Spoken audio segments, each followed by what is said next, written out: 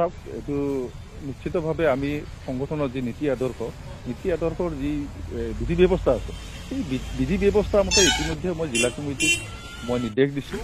জিলা কমিটিয়ে সেই মৰ্মে আজি এখন কাৰ্যনিৰ্বাহক সভা দিছে।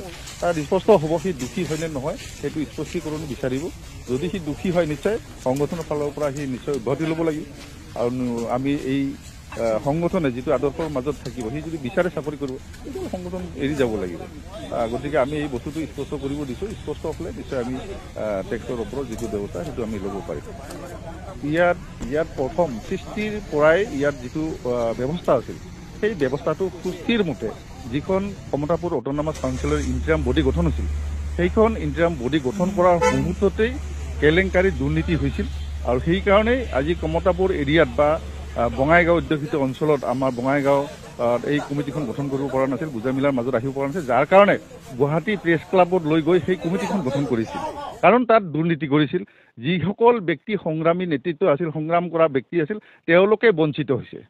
আজি তেওঁলোকক বঞ্চিত কৰা হৈছিল। আৰু সেইদিনাখনৰ পৰাই আমি কৈছিলোঁ যে ইয়াত এই কাউন্সিলখন যাতে ভালদৰে চলাব পাৰে, সেই অঞ্চলৰ মানুহৰ যাতে উন্নয়ন কৰিব পাৰে। কিন্তু আমি তাৰ প্ৰতি আক্ৰাচী লক্ষ্য ৰাখিম বুলি মই সেইদিনাখনে গুৱাহাটী দিছপুৰত মই কৈছিলোঁ যিদিনা শপত গ্ৰহণ আছিল। গতিকে আজি এইকাৰণে ক'ব বিচাৰিছোঁ যে সেইদিনাখনৰ পৰাই আজি অহৰহভাৱে দেখা গ'ল যে বিভিন্ন সময়ত চিফ চেয়াৰমেন সকলে মিলি পেলাই যি ধৰণে কেলেংকাৰী কৰিলে। ইয়াৰ আগতে কৰিলে আমাৰ ভুৱা ৱাকৰ্ডৰ শাৰী কাপোৰ কিমান কোটি 100 কোটি টকাৰ।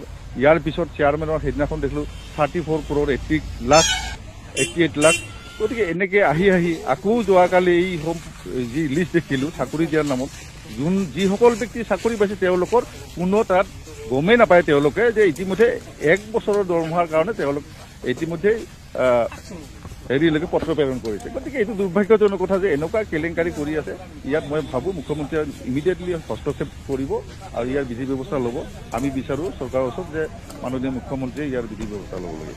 এতিয়া প্ৰথম কথা হৈছে KSC-খনত যিসকল দায়িত্ব লৈ আছে সিহঁতৰ মতে আমাৰ একেবাৰে ভৰসা নাই। আৰু জাতিটো যিহঁতে ডেভেলপ কৰিব নোৱাৰে এইটো সঁচা কথা। আৰু এনেকুৱা এটা পৰিৱেশ লাজ লগা ঘটনা আপোনালোকে গম পাব। আজি অসম চৰকাৰৰ যিবিলাক অফিচাৰ লেভেলৰ মানুহ প্ৰিন্সিপাল ছেক্ৰেটাৰী আজি হ'বৰ কাৰণে ভয় কৰে। কমতাপুৰ অট'নমাছ কাউন্সিলত আজি প্ৰিন্সিপাল ছেক্ৰেটাৰী পদবীত এজন অফিচাৰ লেভেলৰ মানুহ মানে CSF যি অফিচাৰ লেভেল আজি তাতে কাম কৰিব ভয় কৰা হৈছে। কোচ ৰাজবংশীসকলক মানে যিসকল প্ৰতিনিধিত্ব কৰি তাতে কমতাপুৰ অট'নমাছ কাউন্সিল আছে কিহৰ কাৰণে ভয় খাব লগাত পৰি গ'ল। ইমান ভয়ংকৰ কাৰণ আমাৰ যিসকল নেতৃত্ব তাতে আছে সেইসকল নেতৃত্বৰ পৰিকল্পনা একেবাৰে নাই ভৱিষ্যতৰ কাৰণত। কেৱল যিখিনি পাইছে সেইখিনিকে লুটি পুটি খোৱাৰ এটা ব্যৱস্থা আছে মানে থকা কাৰণত আজি ধৰি লওক প্ৰিন্সিপাল ছেক্ৰেটাৰী যিকোনো এজনে হ'বই নিবিচাৰে, তাতে কাম কৰিবই নিবিচাৰে। কিহৰ কাৰণত? খুব দুখ।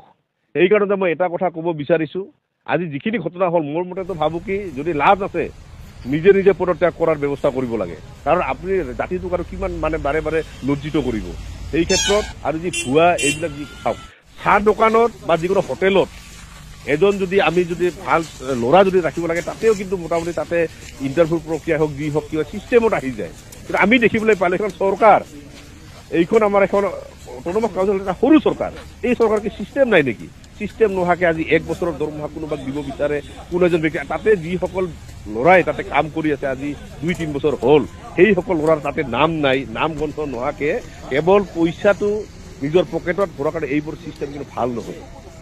এটা কথা ক'ব বিচাৰোঁ, নিজৰ কাম নিজে কৰক। আজিকালি ৰিক্সা চলাইলেও পইচা ভাল পোৱা যায়। কিন্তু এইবোৰ ঠগ বাজ কৰি কাম কৰাতকৈ নিজৰ শ্ৰমৰ জৰিয়তে কাম কৰি টকা উপাৰ্জন কৰাটো মই সেইটোত মানে আগবাঢ়িব কওঁ। কাৰণ এইবোৰ বাৰে বাৰে মানে চৰকাৰী আঁচনি হওক যি হওক মানুহকে চাতুৰি কৰি মানুহ ধকাবাজ কৰি চলাতকৈ নিজৰ কাম নিজে কৰি ইনকাম কৰি মানে চলাটো মই বেটাৰ বুলি ভাবোঁ। কাৰণ এই জাতিটোৰ কাৰণে আপোনালোকক আমি কাম কৰিবহে পঠোৱা হৈছিল।